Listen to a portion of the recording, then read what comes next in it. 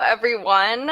This is my first live to offer and promote myself as a health consultant. So I'm super excited. Some of you might have seen just the steps like leading up to and being the foundation of my consulting business on my Facebook page. And stay tuned for more because there is a lot more coming. So I just wanted to share some thoughts that I had this morning when I was kind of talking myself through a process, just being very mindful of the mental process of reframing and what that looks like and how we can reframe negative thoughts to create and promote positive emotions. And I just want to clarify something because I think it's important, especially just depending on what framework you're coming from, that when I say positive and negative thoughts and emotions, I'm not meaning that certain emotions or certain thoughts are more valid than others or more real or really even more beneficial, in the sense that all emotions can teach us lessons, especially uncomfortable ones. What I am saying, though, is there are certain emotions that promote health, emotionally, mentally, spiritually, and physically, which I think is really important. A lot of people don't know that positive emotions and thoughts help promote a healthy physical body. So, and then there are thoughts and emotions that, when I say negative, I mean they're not promoting health, right? So, anyway, that's what I mean, though. But by no means am I saying that certain thoughts or emotions are more or less valid than others. So today, something came up. I'm on my way to see a client for my job with, hey Kenneth, I'm on my way. I got to my car. I'm on my way to see a client for my job, and working for someone else. I own two businesses, and I also have a job working for someone else. So I'm on my way to see a client for that job, and I get out to my car, and one of my tires has 8 pounds of air in it. So not going too far. Anyway, I go to a gas station, try to air it up. It's not airing up. Anyway, end of story. I'm at home for the day. I'm not going anywhere. I'm getting new tires. So my original thoughts that came into my head about this are, oh no, like, what are my supervisors gonna think? I also missed work last week because I had a leak in my radiator fluid hose. Like, I've had a lot of car problems, so I'm like, what are my supervisors gonna think? What are my kids, these kids that I love to see, that I won't get to see today, like, what are their parents gonna think? And I'm not making the $14.50 an hour that this company pays me to do ABA implementation with kids. So anyway, like, those are the thoughts in my head initially, right? Those are the thoughts in my head. I'm taking a breath, taking some water. So those are the thoughts in my head initially. And I'm like, oh man, like, I suddenly have this moment of awareness, and I'm like, man, these aren't helping me have a very good rest of the day. Like, I'm thinking about all the things that are going wrong, and I'm already starting to, like, not feel that great and not be that motivated to do anything today. So I start to do this thing, right? This reframing thing. And okay, quick tangent, quick story. I do that a lot. This reframing thing, which I think is so cute. This girl at school who is just this woman, really badass woman. She is the president of 3 organizations, 2 that I'm in.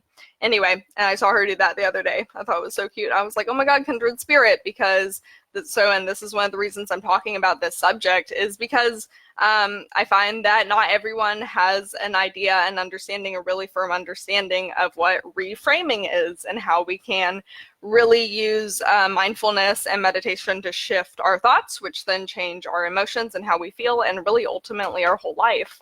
So, hi, Aunt Cindy.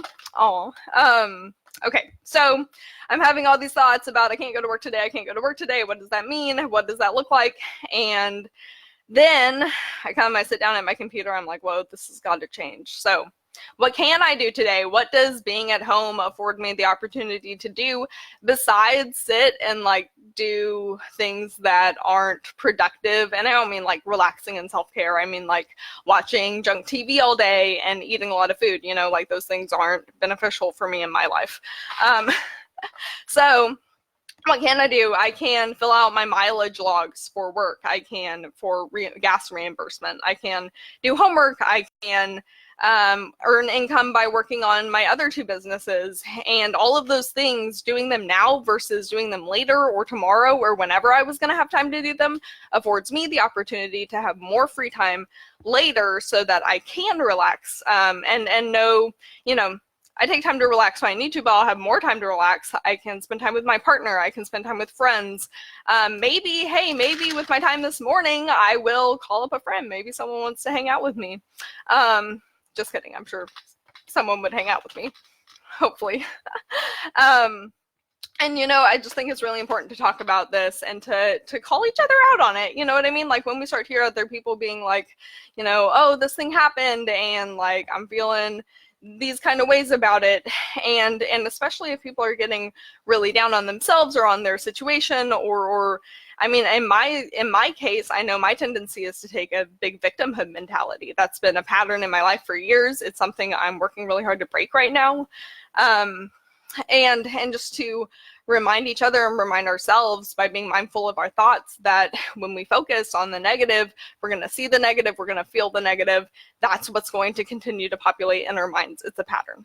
And the same goes for positive things. When we think about positive things, we will feel positive things. We will experience positive things. It will be easier. It's a skill, right? It's a skill.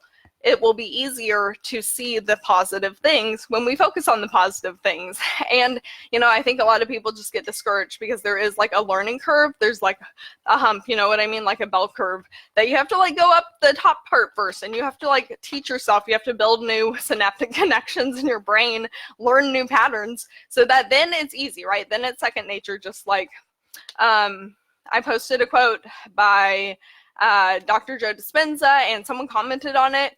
My friend Roger said that the Buddha said a similar quote, that if you can teach yourself to be, what was it? It was like, if you can teach yourself to be unhappy, you can teach yourself to be joyful.